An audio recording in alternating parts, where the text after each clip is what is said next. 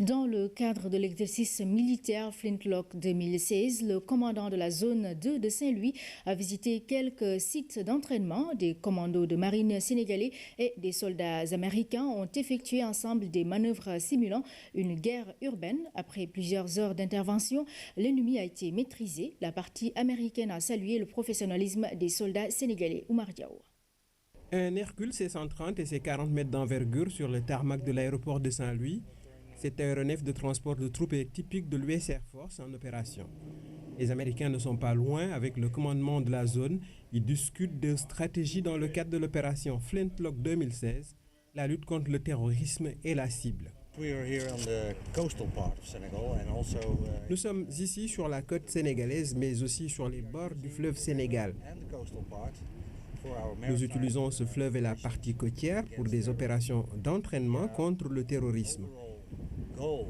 Flintlock 2016, c'est vraiment la lutte contre le terrorisme à travers le monde entier.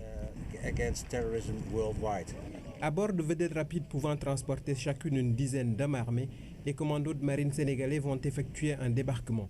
À terre, ils doivent investir une zone d'habitation et éventuellement libérer des otages. Le scénario que vous avez vu depuis le plan d'eau jusqu'au débarquement des troupes de marine jusqu'à la manœuvre pour venir déloger les otages au niveau d'un site, c'est ce qu'on appelle un combat urbain. La réalité ici, l'objectif est dans les localités. Le combat urbain est de plus en plus fréquent dans les conflits actuels. Autant alors s'entraîner à cette évolution stratégique. De plus en plus, les combats se dérouleront dans les localités.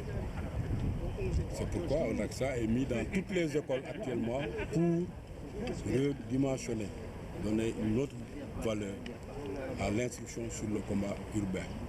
C'est un combat qui sera de plus en plus actuel.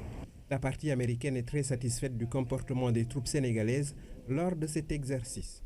Oui, le premier jour, nous avons eu une rencontre au cours de laquelle nous avons partagé nos connaissances ainsi que les techniques en usage.